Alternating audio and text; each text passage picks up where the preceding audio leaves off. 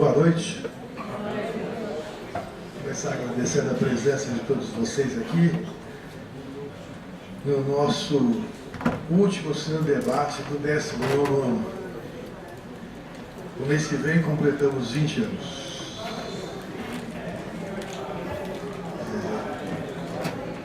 Passou rápido, né?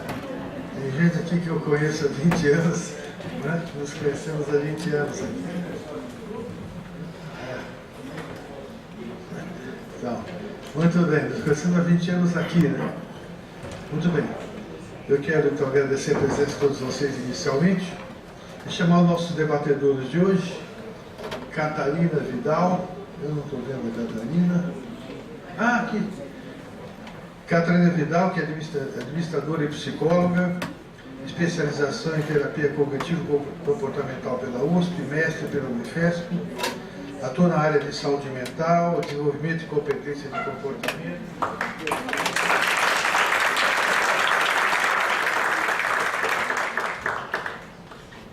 Atende adultos, famílias, jovens e consultório, é coach pelo Erickson College e sócio-diretor do Instituto Pensamento, Saúde Mental e Desenvolvimento Humano desde 2001. E chamar o Dr. Luiz Carlos Aiex Alves, formado pela Escola Paulista de Medicina, mestre em Psiquiatria pela Faculdade de Medicina da USP, coordenador científico do Comitê de Psiquiatria Forense aqui da PM, ex-conselheiro do CREMESP e integrante do Conselho Penitenciário do Estado de São Paulo.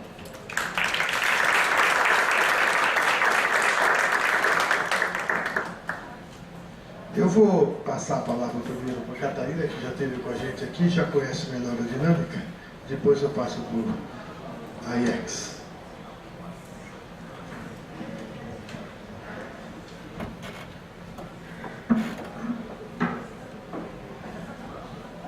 Muito boa noite. Wimmer, muito obrigada pelo convite. É um prazer imenso estar aqui com vocês. E eu fiquei muito feliz de poder debater esse filme, porque ele é um dos meus preferidos.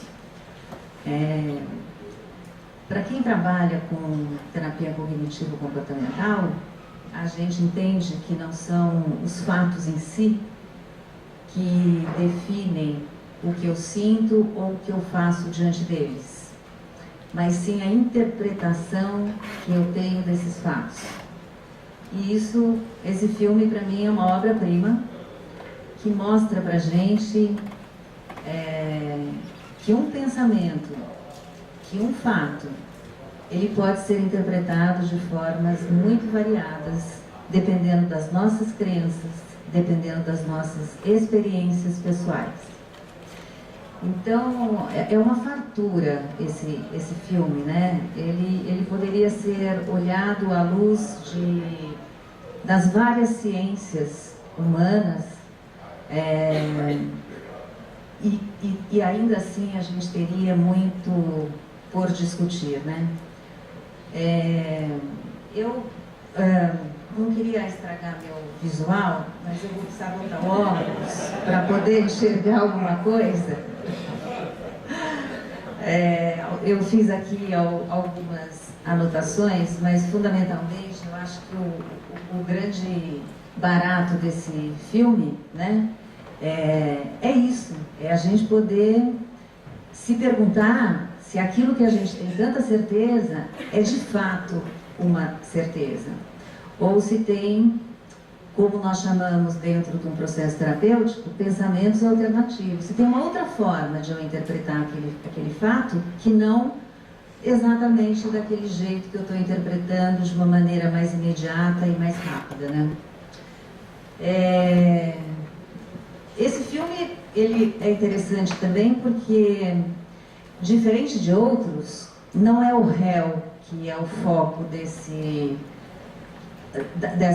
filme, mas os jurados, né? E cada um com uma personalidade assim muito própria e trazendo ali para aquele momento de muito estresse, porque viver, você estar num grupo já é difícil, num grupo de pessoas que não se conheciam, com perfis diferentes, dentro de um ambiente praticamente claustrofóbico, muito calor, uma ventilação reduzida.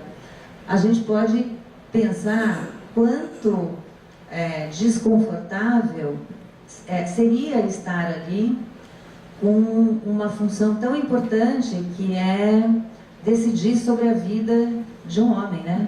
Decidir sobre a vida de uma pessoa. E com que leviandade, grande parte deles, a maioria deles, fez isso durante essa discussão. E nós sabemos que, sob estresse, né, a gente nunca traz a nossa melhor versão, né? Então, esse estresse todo que a gente sentiu, eles passando, e pessoas que, com as suas crenças, se posicionaram da forma como se posicionaram. E fica muito evidente esse último jurado, né, que ele demora muito, mas é a briga com o filho dele, né, que ele está trazendo para aquele momento e culpabilizando aquele jovem por questões muito pessoais, né? Ele não conseguiu se distanciar, né, da situação em si para poder fazer esse julgamento. Bom, gente, olha, eu teria tanta coisa para falar desse filme. Eu acho ele muito rico, e ele poderia ser chamado, né, parafraseando um pouco Nietzsche, né, humano, demasiadamente humano, né? Porque ali estão todas as fragilidades, as dificuldades e as forças também, né? A coragem de um dos jurados para poder se levantar e levantar questões que colocam em xeque aquilo que era, até um determinado momento, uma certeza.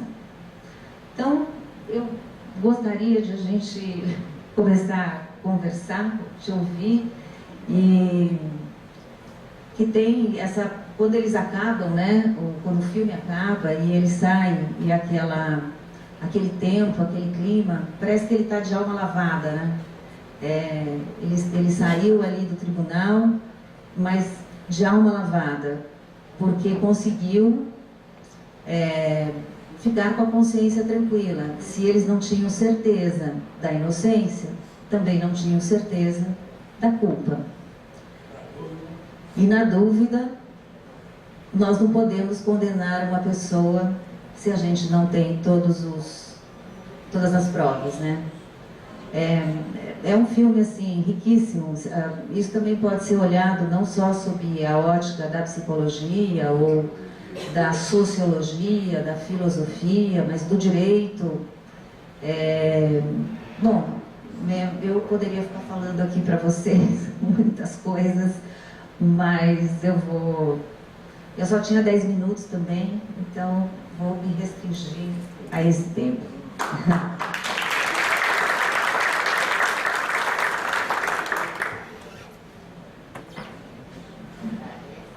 Boa noite a todos. Queria agradecer ao Dr. Wimmer Coutura por essa oportunidade que ele me deu de vir aqui de ser um dos debatedores. Eu várias vezes já vim ver o Cine Debates do Dr. Coutura, mas é a primeira vez que eu tenho a oportunidade de ser um comentador. Eu estou escrito, Dr. Coutura, o meu comentário. Eu creio que 10 minutos vão ser suficientes. No caso, se eu passar um pouco, vai ser pouco. Eu peço desculpas se dizer mais. Enfim, é a minha dificuldade. Bom, então vou começar a ler o que eu escrevi. O filme é a história do julgamento de um moço de 18 anos acusado de assassinar o pai com uma facada no peito. O crime ocorre por volta da 00:10 e são duas testemunhas, cujos nomes não são revelados, a exemplo dos demais personagens do enredo. A primeira é o velho, que reside na habitação de baixo, da que o pai e filho moravam, e que testemunhou ter ouvido, no momento do crime, o grito de "eu vou te matar" e o som de um corpo caindo no chão. Também relatou ter visto, momento depois, o réu fugindo. Outros vizinhos relataram que horas antes escutaram uma discussão entre pai e filho e que o garoto, como é referido, depois de receber 2 socos no rosto, saiu de casa. Retornou às 22 horas. A segunda testemunha, referida como a senhora que mora do outro lado da rua, de 45 anos, afirmou, sob juramento, ter visto da janela de seu quarto de dormir, com a luz apagada, o momento em que o acusado esfaqueou o pai. Entre as duas moradias, distante 18 metros uma da outra, há uma linha de trem, e no momento do crime, o trem passava. As habitações, as habitações descritas no filme são qualificadas como cortiço.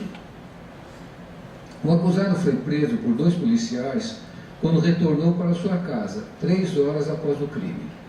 Foi interrogado na cozinha, enquanto o corpo do pai ainda estava no quarto. Disse que havia ido ao cinema, às 23h30, às 11h30 da noite, mas que não se lembrava do nome dos filmes nem dos atores. Nenhuma pessoa confirmou a sua presença no cinema. Ele foi jogado escada abaixo pelos policiais. No julgamento, ele lembrou os nomes dos filmes. Não havia impressões digitais na arma do crime, mas a investigação revelou que o acusado comprou na mesma noite o único exemplar de um canivete idêntico numa loja próxima. O réu disse que perdeu o canivete que caiu do seu bolso entre a ida ao cinema e o retorno à casa. Como antecedentes, é de nível social baixo. Perdeu a mãe aos 9 anos e esteve por 1 ano e meio no reformatório, tempo em que o pai ficou preso no estelionato. Aos 10 anos, atirou a pedra numa professora. Era surrado a socos com frequência. Aos 15 anos, foi detido pelo furto de um carro. Por 2 vezes, foi pego brigando com faca, sendo descrito hábil no manejo da faca.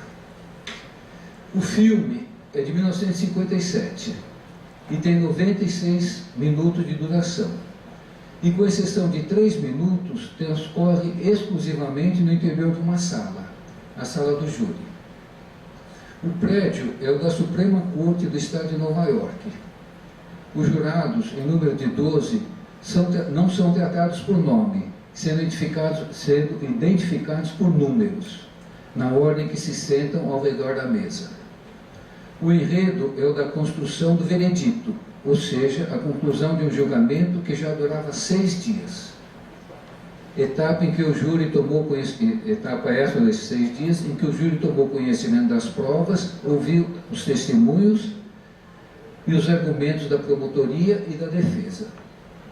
Em 2007, esse filme foi selecionado para preservação pela Biblioteca do Congresso dos Estados Unidos, por ser considerado culturalmente, historicamente ou esteticamente significante. Vou tomar um pouco de água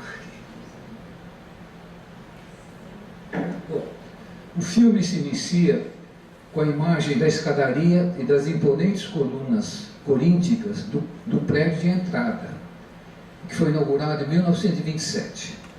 É possível distinguir parte da frase escrita no frontispício, e a frase inteira é a seguinte: a verdadeira, verdadeira administração da justiça é o mais sólido pilar do bom governo.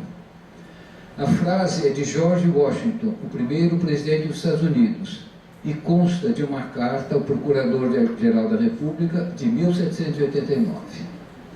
No saguão de entrada de alto pé direito, é possível distinguir no filme um detalhe do mural que decora a cúpula, conhecido como a História da Lei através das eras. Na primeira cena do enredo, propriamente dito, o juiz explica a responsabilidade do júri no julgamento de um homicídio premeditado, a mais grave acusação prevista na legislação. Diz que o caso é longo e complexo, e se houver uma dúvida razoável sobre a culpa do acusado, ele deve ser absolvido. Do contrário, em sã consciência, os jurados devem declarar o réu culpado e a sentença de morte é obrigatória. Qualquer que seja a decisão, pela culpa ou não culpa, ela tem que ser unânime. Em uma primeira votação, 11 votam pela condenação e apenas um, o jurado 8, é contrário. Argumenta não saber se acredita ou não na história do rapaz, que talvez não, mas que ele tem apenas 18 anos e que não pode se decidir sobre a vida de uma pessoa em 5 minutos. Diz que o garoto nasceu na pobreza, foi maltratado a vida inteira e merecia que se debatesse a sua situação por pelo menos 1 hora. Também disse que a defesa não confrontou as provas de forma efetiva. Se fosse a vida dele que estivesse em jogo, teria pedido outro advogado, um que questionasse o relato das testemunhas, pois as pessoas são falíveis. Após encerrado o debate, surge um momento crítico em que o jurado 8 saca do bolso um canivete idêntico ao do crime, por ele mesmo comprado na véspera, para demonstrar como aquele tipo de arma era comum no bairro do acusado. Faz então a proposta de uma nova votação, desta vez com voto secreto e sem a participação dele. Se os 11 decidissem pela condenação, ele também concordaria e o caso estaria encerrado. Na nova votação, o jurado 9, um homem já idoso, vota pela não culpa, dizendo que o jurado 8 não afirmava que o garoto era inocente, apenas não tinha certeza. Ele fez uma jogada e lhe dei apoio. Respeito as suas razões. O garoto deve ser culpado, mas quero ouvir mais. Segue o intervalo da cena do banheiro, em que o jurado 6, um pintor de paredes, questiona o jurado 8, um arquiteto, dizendo que, embora não costumasse, faria uma especulação. E se você convencer, o jurado 6 falando, e se você convencer a todos nós da não culpa, e o rapaz tiver mesmo esfaqueado o pai? Na retomada dos debates, se discute, entre outras coisas, se o velho poderia ter escutado "eu vou te matar", ou identificado a voz de quem gritava, dado que um trem passava nesse momento junto à casa. Quando o jurado 10, o proprietário da garagem, se contrapôs a que o réu era se contrapôs à afirmação de que o réu era suficientemente esperto para não gritar para toda a vizinhança ouvir, dizendo que se trata de um pobre ignorante, o jurado 5, um sujeito que passara toda a infância num objeto de violência similar ao do réu, modifica o voto. 9-3. No que se segue, o jurado 8 diz que o jovem advogado de defesa não queria ser escolhido, não se esforçou pelo caso, no qual não acreditava, e que o processo não lhe teria nem glória nem dinheiro. O próximo tema é da volta do rapaz para casa, se tivesse matado o pai, arriscando-se a ser preso. O jurado 11, um relojoeiro europeu que migrou para os Estados Unidos, aceita haver dúvida razoável sobre a presença do réu na hora do crime e altera o seu voto. 8-4. Quando se comprova, por uma medição com o relógio, da impossibilidade do velho, que padecia de sequela de derrame numa das pernas, chegar em apenas 15 segundos até a porta da rua, a tempo de distinguir com exatidão a pessoa que fugia, o jurado 2, um humilde bancário, e o 6 alteram o voto, 6-6. Questionou-se antes, mais uma vez, a atuação da defesa, que não levantou a dúvida sobre a aptidão física da testemunha. Jurado 8, foi para não arrasar o idoso, o que o júri não aceitaria bem. Jurado 7, um vendedor e fã de esportes. Então ele não tem caráter. Jurado 8, também acho. Após a tentativa de agressão do jurado 3, um empresário com histórico de troca de agressões físicas com um filho de 22 anos, após a tentativa de agressão do jurado 3 contra o jurado 8, por esse tê-lo censurado por comportar-se como vingador público, ocorre, a meu ver, um momento significativo do enredo. O elogio que o jurado 11 faz da democracia norte-americana. Lembra que os jurados foram convocados pelo correio para decidirem sobre a inocência ou culpa de uma pessoa que nunca ouviram falar, sem ter nada a ganhar ou perder com o veredito que proferiam. E diz: essa é uma das razões pela qual somos fortes. Não devíamos fazer isso algo pessoal. E quando o jurado 7 afirma que mudaria o voto por não ter espaço para a dúvida razoável, o jurado 11 lhe diz de modo respeitoso: perdão, talvez não tenha compreendido por inteiro o termo dúvida razoável. A seguir, o jurado 8 e 4, a seguir, o jurado 8 e 4,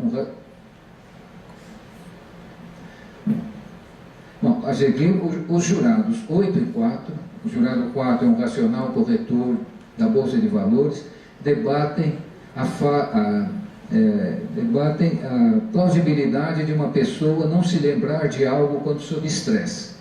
A cena seguinte é protagonizada pelo jurado 5, que mostra como seria de se esperar a canivetada de um atacante de estatura inferior ao da vítima, em uma parte mais baixa do corpo e não do tórax. E a vez do jurado 7 mudar de voto, dando a impressão de estar fazendo por estar cansado de discutir. É duramente questionado pelo jurado 8, que exige que justifique sua mudança, e não fazendo simplesmente por cansaço. Os jurados 12, um publicitário, e o jurado 1, o treinador de uma escola escolar de futebol americano e coordenador do grupo, também alteram o voto, 9-3. Após a cena do preconceituoso discurso do jurado 10 contra pessoas de nível social baixo, eles são selvagens, no qual todos lhe dão as costas, exceto o 4, que lhe diz energicamente: agora não abra mais a boca, ocorre um novo momento crítico. O jurado 8: não importa para que lado vá, o preconceito sempre obscurece a verdade. Não sei qual é a verdade, e suponho que aqui ninguém jamais saberá. 9 pessoas parecem achar que o réu é inocente, mas só estamos jogando com probabilidades. Podemos estar enganados. Podemos estar deixando um homem culpado livre. Não sei. Ninguém pode saber ao certo. Mas temos uma dúvida razoável. Isso é algo muito importante em nosso sistema. Nenhum júri pode declarar um homem culpado a menos que tenha certeza. Talvez vocês três, que continuam votando contra a culpa, possam nos dizer como continuam com tanta certeza. O jurado, então, toma a palavra e explica que a sua certeza se baseia no testemunho da senhora do outro lado da rua, que jurou ter visto o garoto esfaquear o pai da janela do seu quarto. O jurado 8 muda, então, novamente seu voto e a contagem volta a ser 8-4. Segue a cena em que o jurado 9 faz a observação a respeito da marca deixada do nariz pelo uso do óculos e se conclui que a senhora não poderia ter visto corretamente sem óculos, uma vez que estaria tentando dormir quando o crime ocorreu, e não se usa óculos quando se vai dormir. O jurado 3 contra-argumenta que a testemunha estava sozinha e que não se poderia saber se estava ou não usando óculos, ou se as máscaras eram de óculos de sol ou alguma outra coisa. O jurado 8 admite estar de fato fazendo suposições, mas que sabia que tudo o que havia sido relatado era questionável e que as testemunhas podiam ter se enganado. Os jurados 4, 10 e 12 mudam de voto, o placar fica 11-1. Mesmo sozinho, o jurado 3 insiste na culpa, repetindo argumentos já rebatidos. Segue-se a cena em que rasga a foto dele com o filho e acaba por admitir a culpa do réu. Alcança-se a unanimidade pela não culpa e a decisão é comunicada ao juiz. Bom, esse é o relato. Na minha interpretação, trata-se de um ponto cinematográfico que nos transmite uma lição de moral, de um ato de fé no ser humano e de como a justiça é exercida no regime democrático.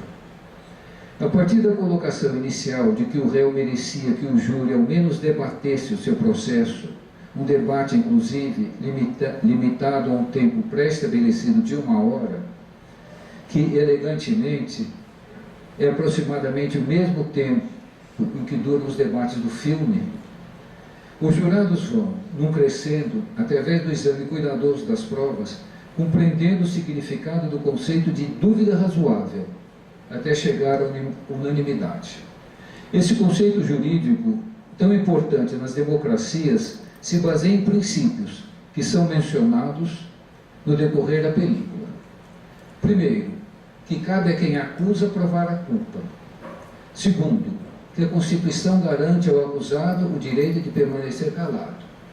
Terceiro, o do reconhecimento da existência de situações em que o esclarecimento dos fatos é limitado e que se passa a lidar com probabilidades. Por último, um princípio que não é mencionado diretamente, mas é deixado implícito. Ocorre na cena do banheiro, na questão deixada em suspenso sobre a eventualidade da absolvição de um parricida. Exemplo do personagem, também faço aqui uma especulação. O diretor deixou para a plateia responder a pergunta. E a resposta é que a dúvida razoável, resposta a meu ver, é que a dúvida razoável engloba o princípio de que é preferível inocentar um culpado do que condenar um inocente. Outro aspecto que quero destacar é o da prática. Outra coisa que eu quero descontar é da característica monumental do edifício do tribunal, que é cenário do filme, com sua escadaria, suas colunas corínticas e seu famoso mural. Parece ter sido construído para reverenciar a superioridade do sistema jurídico numa democracia. Um sistema em que a sentença é ditada pelo povo, representado pelo júri de 12 pessoas anônimas. Um anonimato que o filme retrata ao identificar os jurados apenas por números, sem dar os seus nomes. Ao fato de serem trancados na sala, não é apenas para não saírem, mas antes para ninguém entrar. É para simbolizar a total soberania do júri na sentença, cujo procedimento, a decisão, é de conhecimento exclusivo dos jurados. Quero para encerrar, mencionar que essa minha leitura do filme, entre muitas outras, evidentemente, já estava contida na cena inicial, quando se consegue ler parte das palavras de George Washington. O bom governo é aquele que administra a melhor justiça. E essa melhor justiça não é necessariamente baseada numa verdade, muitas vezes inatingível, mas uma justiça baseada na análise criteriosa das provas, capaz de separar os fatos da versão, como é dito pelo juiz na cena inicial. Digo isso porque a frase gravada no frontispício do prédio contém um erro, quase um ato falho no sentido freudiano do termo, descoberto só em 2009, mais de 80 anos após a construção do prédio. Washington não disse que a verdadeira, true, administração da justiça é o mais sólido pilar do governo, mas sim que a devida, administração da justiça é o mais sólido pilar do bom governo. É um bonito filme. São esses comentários. Obrigado.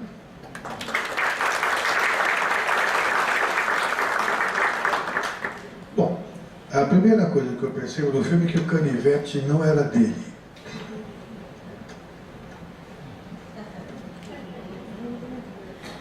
Bom, é o seguinte, o filme nos traz reflexões muito importantes sobre o processo do pensamento. O pensamento tem um processo: coleta de dados, confrontação com a memória, com o passado, confrontação com semelhança por oposição. E o julgamento é a parte final do processo do pensamento. Se nós conseguirmos pensar de acordo com como o processo total do pensamento se dá, a gente vai viver muito menos conflitos, muito menos situações de violência, etc. Acontece que para muitos de nós o julgamento vem antes de todo o processo de coleta de dados das nossas informações que estão disponíveis. Veja que no julgamento, os testemunhos, etc., o nosso Davis, que era o arquiteto, ele começou a contestar, comparando duas testemunhas. O testemunho das duas tinha uma incoerência e permitiu uma reflexão. Então, o julgamento mostra a importância de alguém ter a capacidade de duvidar da maioria. Duvidar da maioria. Foi o que Freud fez quando criou a sua teoria e foi quase que escorraçado pela academia médica da época, foi também com Pasteur, quando falou que existia bactéria, que começou a trabalhar a questão de toda a evolução que nos trouxe. Foi por Samuels, que é um médico que descobriu que era o próprio médico que, quando examinava ele fazia anatomia tocando cadáveres, depois examinava uma mulher, que era ele quem trazia a infecção que matava a mulher no pós-parto e assim por diante. Foram pessoas que mudaram a história e pagaram muito caro por isso. Samuel morreu louco, o Pasteur quase, o Freud conseguiu sobreviver. Mas o fato em si é que esse filme mostra para nós a reflexão sobre o processo da construção da verdade. Existem pessoas levianas, a maioria, que estavam ali julgando levianamente, pessoas preconceituosas que julgam porque tem outros interesses ou porque tem seus problemas, etc. E um ou outro que se detém a examinar as questões de uma forma mais profunda, que se propõe a compreender aqui à luz da fenomenologia e da fenomenologia existencial. O que é fenomenologia? É compreender um fenômeno sem julgar, procurando evitar interpretações, né? Então, se essa folha se eu solto essa folha de papel, ela cai, podemos dizer que a folha caiu. Alguns vão dizer, ele soltou, ele jogou, a folha caiu.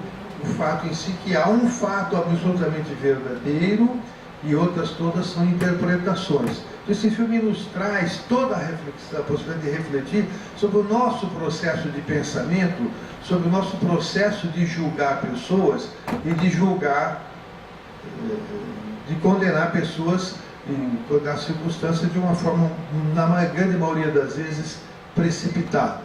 Num país como o Brasil hoje, que o dia todo nós estamos expostos a avaliações de julgamentos de todas as formas, né? Inclusive do próprio judiciário, etc., refletir sobre o processo do pensamento, o processo do julgamento, é muito importante.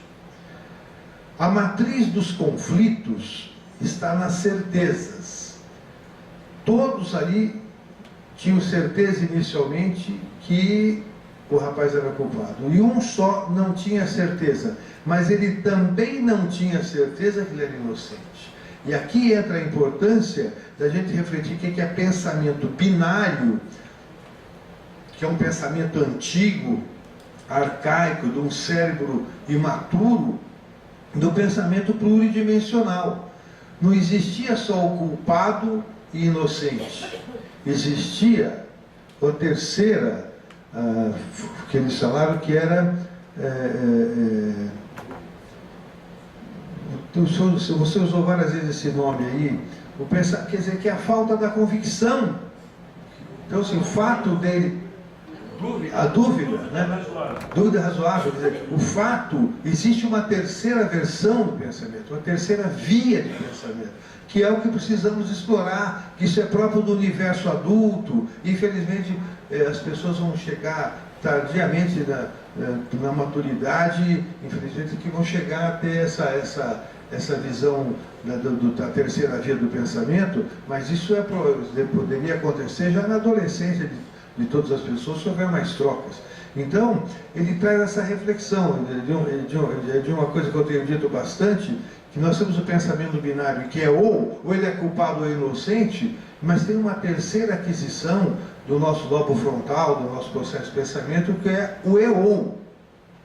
O eu. Isso é trabalhar com pluridimensionalidade. Então a pessoa é culpado ou inocente, né? Ela não é ou, tem a possibilidade de se olhar com outros olhares. Então esse filme nos leva a isso. E uma coisa importante que eu vejo no debate de filmes é exatamente isso. Eu vi um filme, você viu um filme, ele viu um filme, cada um de nós viu o seu filme e ninguém está mais certo do que o outro na sua observação. E se nós conversarmos e trocarmos ideia sobre o que vimos, poderemos construir uma verdade mais próxima do fiel a partir do quê? Da troca de informações, da escuta e de ouvir. O que a grande maioria dos jurados não queria fazer, não queria ouvir, não havia escuta. É a matriz de todos os conflitos dentro de família. As pessoas têm certezas de tudo. Eu tenho certeza que eu estou certo, portanto ninguém me contesta. E aí se sustenta o conflito e as consequências desse conflito. Então, nesse caso, o julgamento, nós não estamos julgando aqui um possível assassino. Nós estamos julgando o processo do pensamento, o processo da construção, da busca da verdade. Essa que é a questão que nós temos que olhar, que esse filme nos traz, né?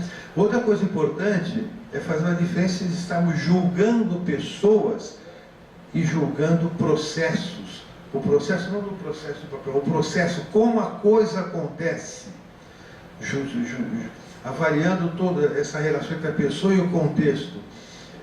O mundo já condenou muitas pessoas e muitas instituições, condenou por tudo, condenou, matou, destruiu, acabou, e continuaram os mesmos problemas acontecendo até hoje.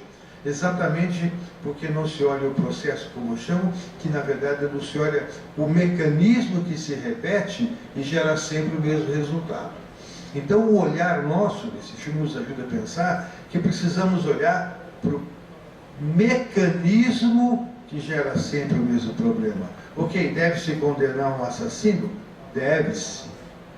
Mas deve-se conhecer qual é o mecanismo que gera sempre um assassino novo, que gera sempre um problema novo e geralmente o mesmo tipo que se repete por tempo. Essa é uma aquisição do cérebro moderno, de olhar para o processo, como a coisa se repete e gera sempre o mesmo resultado. O filme mostra também que a razão serve a todos os senhores.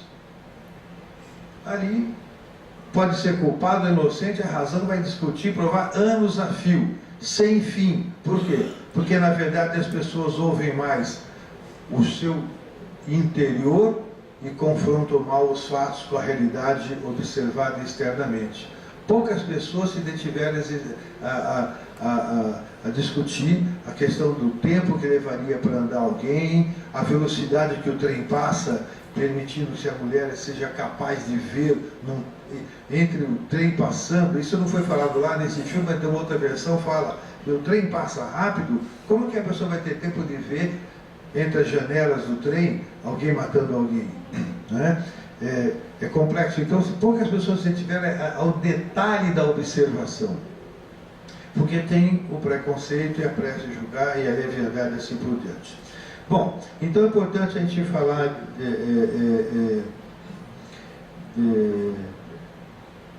dessa questão da cuidade de mudar, dessa questão de aprofundar da fenomenologia, e para encerrar, essa questão de entender os fenômenos coletivos. É muito interessante isso.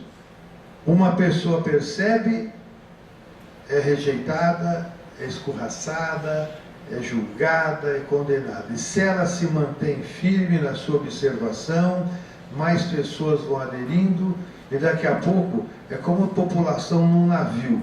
O navio começa a movimentar, mais da metade passa para um lado, aí afunda o navio, não pelo movimento da água, mas porque as pessoas mudaram todas de lado, deslocaram o peso, né? Então, na comunidade acontece muito isso.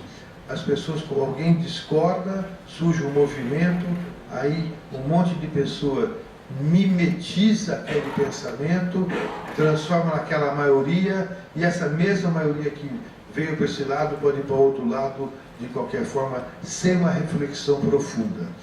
E aqui entra uma contestação daquilo que modernamente se chama de pós-verdade,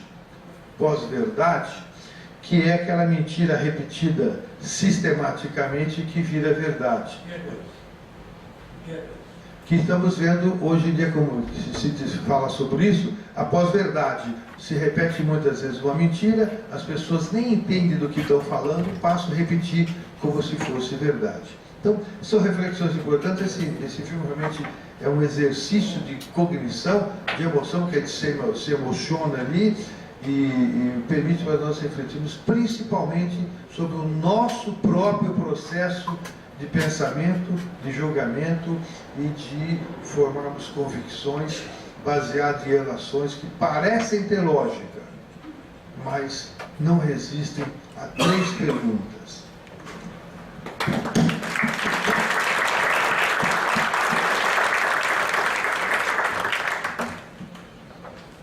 Abre a palavra para o que você vai fazer comentário. Fala, João. Aqui, ó. Fica à vontade para isso.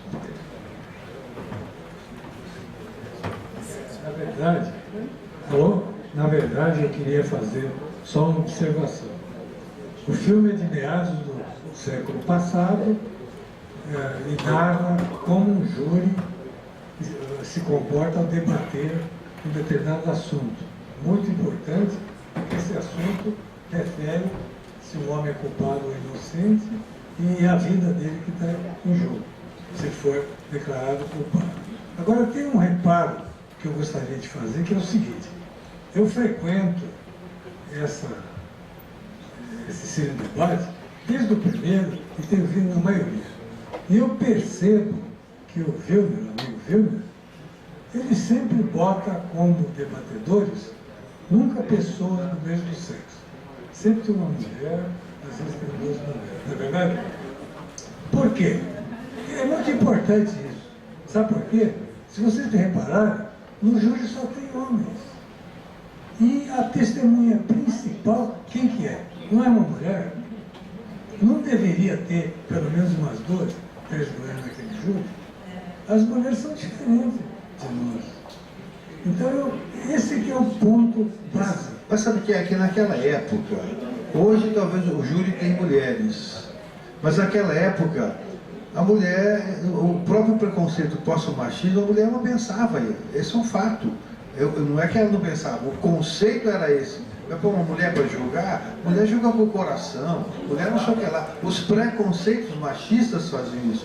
Então, e outra coisa, agora, eu, sinceramente, eu ficaria com dó de qualquer mulher ali, porque aguentar aquela caatinga. Os caras suando, fumando, brigando com raiva, fedendo aqueles da doido. Melhor, nesse caso, é melhor não ter mulher.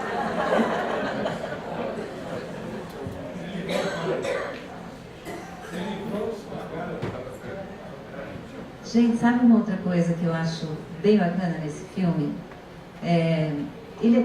A construção do pensamento crítico, e ele é todo baseado em perguntas, né? O tempo todo são as perguntas que movem o mundo, né? São as perguntas que nos levam à verdade. Se a gente pensar um pouco, e todo mundo aqui já viu na escola em algum momento a linha do pensamento socrático, né? Sócrates buscava a verdade através das perguntas. Então, eu vejo nesse filme essa possibilidade, a busca da verdade deles, e a verdade deles ele pode não ser culpado, ele pode não ser inocente, mas culpado ele também não é. Foi isso que eu falei? Isso. Não, eu me atrapalhei agora aqui nesse pensamento. Mas assim, e tudo isso acaba sendo construído exatamente a partir de uma série de perguntas, uma série de questões que o Davis levanta para todos os outros jurados pensarem. E aí eles têm que mudar de posição, porque contra fatos não há argumentos, né? Então, acho que a construção das perguntas, o exercício nosso de fazer perguntas antes de tomar decisões é muito relevante.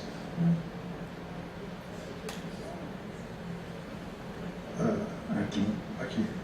Eu gostei no final o Davis pegar o paletó e dar para aquele que mais questionou ele, que era só um debate de ideias, ele não queria derrotar ele, só que estava debatendo a ideia do julgamento. Bela observação, ele não levou para a questão pessoal, ele estava debatendo ideias e não discutia a questão das pessoas. A maioria deles ali no começo, levava para o pessoal, então uma pergunta ofende, né? E eles se ofendiam e acusavam e não percebiam quão agressivos eles eram, né? E todos modulados por suas crenças pessoais, né? Pelos seus preconceitos, pelas suas experiências. E era isso que vinha à tona no momento das discussões, né?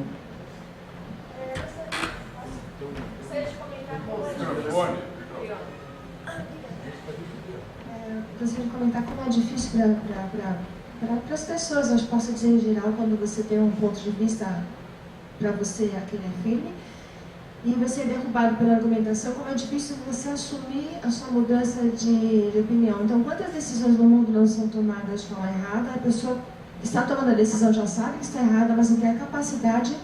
E por que é tão difícil, né, dizer assim, puxa, eu vou mudar de ideia, estava errado?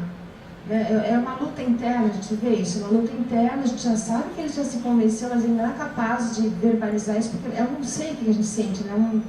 Eu estava errado antes, então, né? É difícil, né? Isso tem até um nome, né? Chama dissonância cognitiva. Né? As pessoas, elas têm uma certa dificuldade de aceitar uma outra posição, embora elas saibam que aquela outra posição é muito viável. Né? Então isso tem até um nome, ele é chamado de dissonância cognitiva.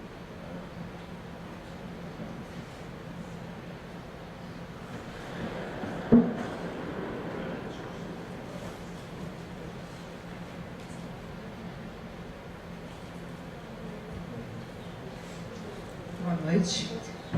Ótimo filme, né? Mas o mais interessante, assim, é a profissão da pessoa que começou a ter dúvidas, arquiteto. E o arquiteto, ele aprende a ter uma visão espacial, né?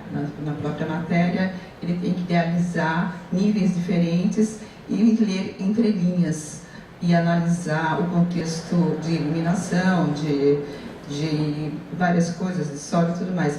Então, é muito importante, eu creio, essa visão analítica de micro detalhes em tudo, porque são esses pequenos detalhes que salvou a vida de uma pessoa de ser condenada à morte. E nós não aprendemos mais a ter essa visão tão detalhada, né? Então, eu acho que em todas as escolas, todas as matérias deveriam investir mais nesse quesito dos pequenos detalhes, para qualquer julgamento e para qualquer atividade.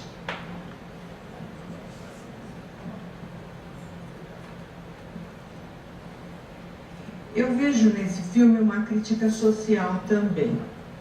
Porque o rapaz era um rapaz humilde, pobre. Eu até lembrava do filme e achava que ele era negro, parece que não.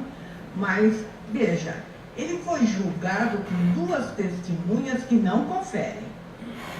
E depois, os jurados, eles seguem o mesmo andamento do júri. Chegaram ali já querendo resolver rapidinho. Por quê? Porque era um pobre rapaz, porque era um rapaz sem cultura, porque... Então, veja, esse filme ele traz também uma crítica social. Se esse rapaz fosse um outro rapaz, de um outro nível, será que ele teria sido julgado tanto pelo júri como pelo próprio processo de julgamento da mesma forma? É uma reflexão importante.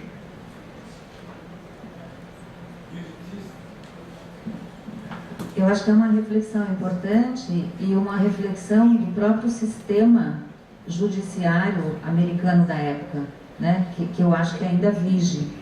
Mas é uma reflexão de como é que são feitas, como é que são tratadas as vidas em alguns momentos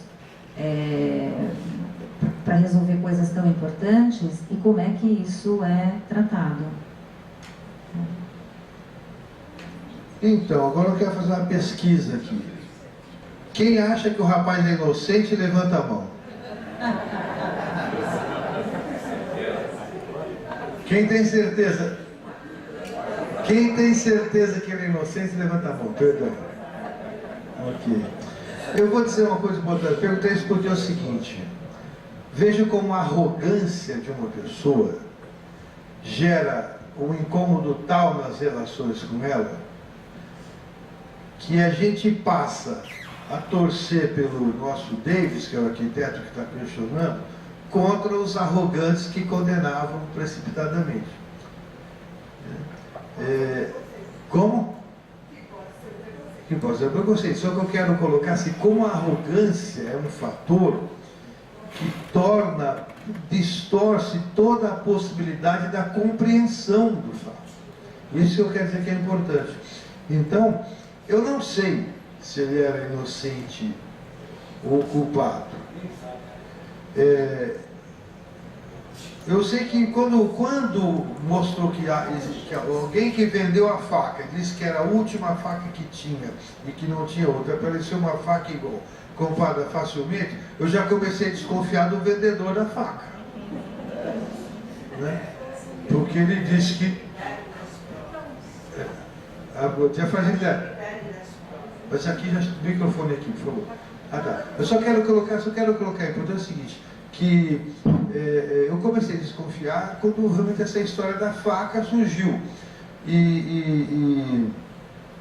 Então eu não tenho certeza disso, mas eu quero enfatizar como a arrogância é um fator brutal de desequilíbrio na avaliação das questões. Essa é aqui, né? E a gente muitas vezes acaba dando valor ao não arrogante, mesmo que ele esteja errado. Se a gente for olhar nas questões políticas, ali nas eleições, a gente vê que os arrogantes não são votados, mesmo que sejam competentes e honestos. E os simpáticos ali vão lá pegar a criancinha no colo, abraçar a velhinha, coisa e tal, e aí a gente é levado a achar que ele é bonzinho e que vai governar bem, não é? Isso é muito importante a gente refletir nas nossas decisões, quanto a defesa da arrogância é prejudicial. Eu acho. Mais perto. Alô, eu penso que a crítica social também clara no filme, né? Quando é dito de que é um advogado, é a defensoria pública que defende o rapaz, né? Foi indicado para o tribunal, é um defensor público que não se esforça, né? Porque é um caso que não traz para ele, é dito, né? Estou repetindo o que é falado, não traz para ele nem glória nem dinheiro. Então não tem um jovem advogado não tem aquele estímulo para isso. A crítica social é bem nítida, né? E o preconceito também. Agora, o curioso que é aquilo que eles falam, que ocorre numa favela, quer dizer, brigas, agressões, ocorre também dentro da sala do júri. Mas também há ameaças de agressão. Né? E tem um dos jurados tem a mesma história do pai da vítima, de bater e de ser agredido pelo filho. Então, é muito interessante essa situação que, quer dizer, o tribunal, ele não é diferente da sociedade, porque ocorre lá dentro mesmo aquilo que aparece.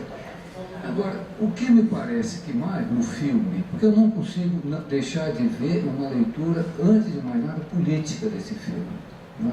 Eu acho que o que ele faz é um elogio do sistema judicial americano, ou democrático, melhor falando, que mesmo apesar desses preconceitos que tem, mesmo da crítica social, o próprio júri é capaz de encontrar um antídoto para isso, né? E um único jurado, né, que se vai contra a unanimidade inicial é capaz de reverter o quadro.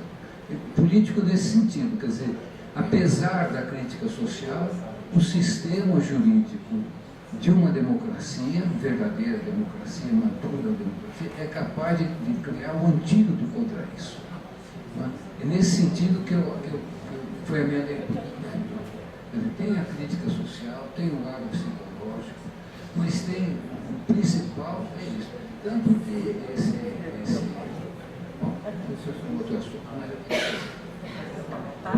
Bom, acho que grudado nisso que você falou, eu estava pensando nisso também.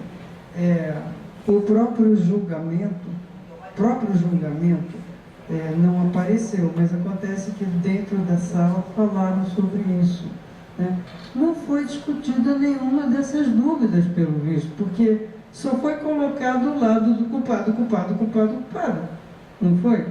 E, olha, um julgamento de dias, vários dias de julgamento, e as dúvidas ocorreram dentro da sala dos juízes. Quer dizer, isso é um absurdo, né?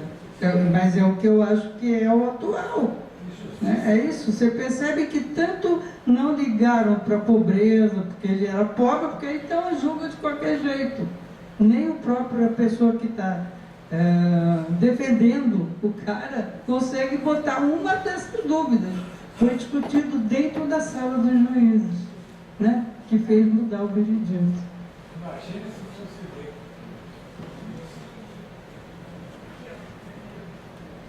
Olha, eu estava jurando que hoje eu ia ficar calada, mas não consegui, tinha que terminar. Eu tenho uma visão, assim, vamos dizer que diminuída, da sala onde passa o filme. Aquela sala, para mim, representa a nossa vida. Principalmente no dia de hoje, em que a gente passou a ser número, passou uma senha, passou a ser, a gente não tem nome, né? Então passou a ser uma digital.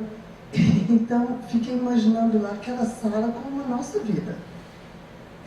Dentro da própria família, a Vivi me falou sobre, existe um fato, e para esse fato tem várias visões e interpretações. Não precisa ser no mundo, no macro. A gente pode ver isso no micro, no nosso núcleo familiar. Você tem uma ideia, uma concepção, e às vezes o outro não tem, e isso causa um distúrbio enorme de relacionamento e convivência. E ali, então, acho que é tão bonito isso, fica representado, que que vem, assim como o Freud ou qualquer outro que quis transformar o pensamento, né, vamos dizer assim, esse processo de repensar a vida e o nosso mundo, no primeiro momento é rechaçado, mas depois, se ele é ouvido, ele consegue fazer essa mudança. Eu acho que a gente tem que pensar muito sobre isso hoje. Nós estamos precisando fazer muitas mudanças. E que eu acho que a gente tem que ter um pouco dessa firmeza de tentar demonstrar fatos e um raciocínio e um sentimento, que eu acho que isso às vezes falta no julgamento, porque fica muito do pescoço para cima, né? Seja racional. Não pode ter muita emoção, né, na hora do julgamento. E aí eu achei que isso ficou um exemplo muito bonito, que vem de lá de trás, mas por se tratar de seres humanos, isso não muda, né? Vem repetindo. E a gente precisa, acho que, parar um pouquinho para pensar sobre isso. Como a gente agir para ser firme e tentar ver a coisa com a opção dos outros, mas ao mesmo tempo discutir sobre.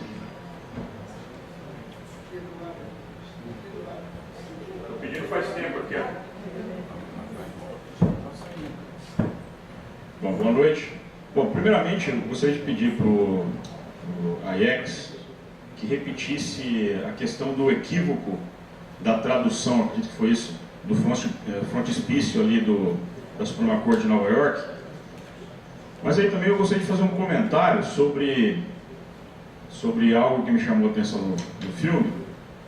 É que assim, há uma década atrás, eu ouvia que o conhecimento da humanidade a cada 4 anos dobrava.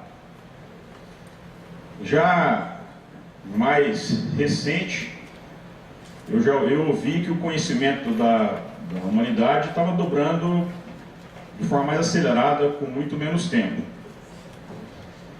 E recentemente, participando de um evento de inteligência artificial, se mostrou o quanto, do nada, se avançou o progresso da inteligência artificial.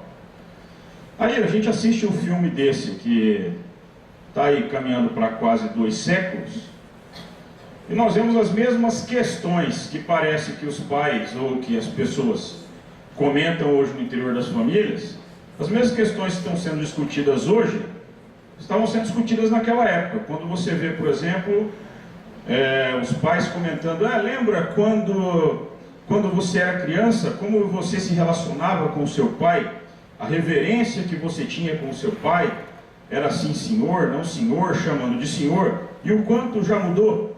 E nós vemos hoje que os pais continuam se queixando das mesmas coisas, continuam apontando, parecendo até que os problemas daquela época são os mesmos problemas de hoje.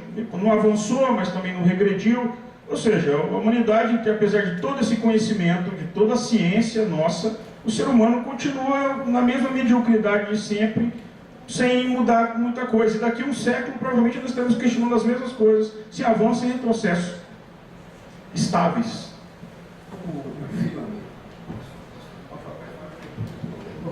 filme está certo que pode-se ter inúmeras interpretações. Só que, primeiro, as interpretações lá são limitadas aos fatos, às provas. Quer dizer, você não tem um número indeterminado de interpretações, porque os fatos são limitados aos autos, primeiro. E segundo, aquela discussão, debate é limitada no tempo. Quer dizer, é imposto um tempo para chegar a uma conclusão. Quer dizer, o grupo tem um tempo para compreender, mas vai ter também um limite para concluir. Porque se eles não limitam, esse tempo não pode nem ser curto demais, até é dito no filme, se eles quiserem, porque se eles não chegam a uma conclusão, eles procuram um juiz e falam, não chegamos a unanimidade. Então o júri é suspenso, o julgamento é suspenso, é convocado um novo grupo de jurados e é feito o júri novamente. Quando um propõe, então não chegamos num impasse, vamos procurar o juiz e dizer que não chegamos a uma conclusão, o julgador fala assim, não, o juiz não vai aceitar porque não correu tempo suficiente. E também o tempo não pode ser infinito, indeterminado, porque vai ter que chegar uma hora que vão ter que concluir. Se não conclui, o júri é suspenso. Então eles concordam em fazer 1 hora. Então nós vamos discutir durante 1 hora, não é um tempo ilimitado. E tem também que se decidir sobre a vida ou a morte de uma pessoa. Quer dizer, é uma discussão, não é uma discussão em aberto, é uma discussão determinada, que tem uma finalidade própria.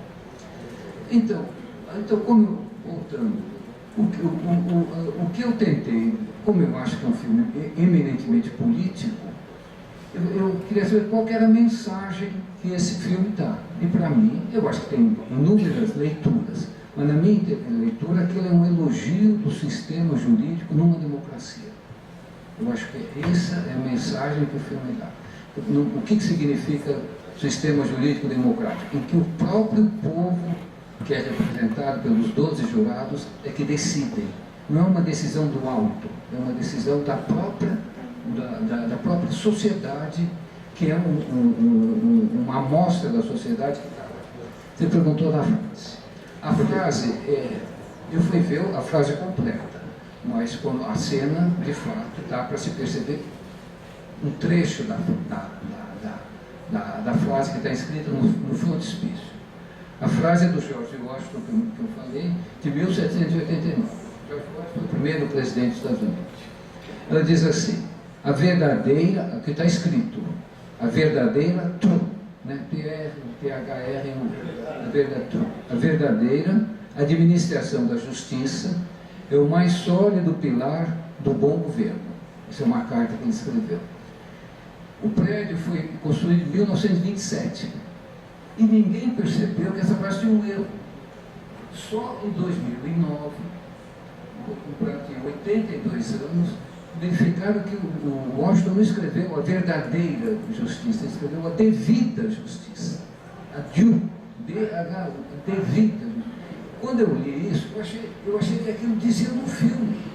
Quer dizer, que o filme não é a verdade que se procura, é a devida administração da justiça. Quer dizer, é uma justiça que analisa as provas que existem nos autos. E ponto final. Como se diz no juízo, o que não está nos autos não existe. Você não vai procurar a verdade, a grande, verdadeira justiça. Você vai procurar a devida justiça. E é aí que entra a dúvida razoável. A devida justiça é baseada numa dúvida razoável. dúvida razoável pressupor, a prova, o ônus da prova é de quem acusa. 2, aquilo que eu falei, o acusado tem o direito constitucional de permanecer calado. E 3, existe um limite para o conhecimento. Nesse caso, ninguém sabe a verdade, porque as testemunhas são falhas, ninguém sabe. São todos provas circunstanciais. Mas esse princípio admite essa limitação, portanto que tem a dúvida razoável. E por fim, aquele que é preferível absolver um culpado do que condenar um inocente. Então esses são os princípios da dúvida razoável. Por isso que eu não consegui ver no filme, eu acho que o principal é essa leitura política dele, esse elogio ao sistema de uma democracia. Verdadeira democracia. Ok, mais dois comentários e encerramos, que nós estamos no tempo já. Lá no fundo e depois aqui, ok? Vamos lá. Então, o filme eu nunca tinha lido nada a respeito, eu sei que ele é um clássico e vim interessada em assistir esse clássico. E quando começou o filme, fiquei muito interessada porque me pareceu assim uma coisa investigativa. E eu sou pediatra, e pediatra tem que ter olhos para tudo, né? Chegou o nenenzinho, você tem que observar tudo. Então eu fiquei muito interessada nesse lado investigativo. E achei esse viés mesmo, é político, é policial e tal, mas no fim eu fiquei com uma ideia assim, de uma genialidade do cara que escreveu isso, porque realmente em uma hora foram tantas mazelas que apareceram ali e a oportunidade de se curar tantas feridas naquelas pessoas que estavam ali envolvidas. Então foi uma hora de terapia coletiva para todos eles. Eu acho que quem se beneficiou desse júri não foi o rapaz, foram todos eles, né? Tanto é que no final o cara perguntou: como é seu nome? Nem sabia o nome de ninguém ali. Qual é seu nome no final do filme? Então, acho que a genialidade foi incrível do cara que escreveu esse filme. Gente, quantas feridas não foram curadas? E a gente vai ter que refletir muito essas feridas e o julgamento que a gente faz, como a gente condena todo mundo a toda hora. E eu creio que a gente tem que mudar o nosso modo de perceber as coisas, de discernir sobre cada momento de vida que a gente vive. Ficou muito lindo. Muito bem. O último comentário, que eu só quero fazer um breve comentário sobre isso. Eu tinha notado aqui que o filme, ele garimpa o melhor de cada pessoa. Mesmo o cidadão que a gente odiou o tempo todo, no fim, ele renasce ali, né? Ele se refaz. E o gesto final de pôr o paletó, como foi colocado, uma genialidade, e o velhinho depois perguntando o nome do outro. Então o filme, ele foi garimpar o melhor de cada um. Último, você quer falar uma coisa aqui, breve? Sobre a questão do nome. Não é nome. Quer dizer, eu acho que o nome tem naquele... Um dos momentos memoráveis do filme é o discurso do relojoeiro, que ele é um europeu que migra para os Estados Unidos. Então, ele tem uma visão de fora, alguém que já viveu um outro sistema e vem para um país democrático. Ele fala, não vamos transformar nisso em algo pessoal, vamos pensar nos fatos. Eu acho que esse recurso de não dar nome, não nomear as pessoas, é proposital no filme, e é muito bonito, que mostra que você discute as ideias, independente do seu lado pessoal. É um esforço para isso. Ok. Senão a vida uma pessoa está injusta. Último comentário aqui, então. O filme é magnífico, do grande diretor Sidney Lumet, e eu falava na fragilidade das provas. E essa dúvida razoável é a expressão, é a consubstanciação, a expressão, digamos melhor, do princípio universal indúbio pro réu. Tanto que quando há um empate 5-5, digamos, considera-se a dúvida e absolve o réu. Isso é universal, o princípio universal do indúbio pro réu, consubstanciado na dúvida razoável. Era isso. Ok, muito bem. Vou sortear aqui nossos brindes. Quero agradecer a presença de todos vocês. Pedir uma salva de palmas para os nossos debatedores.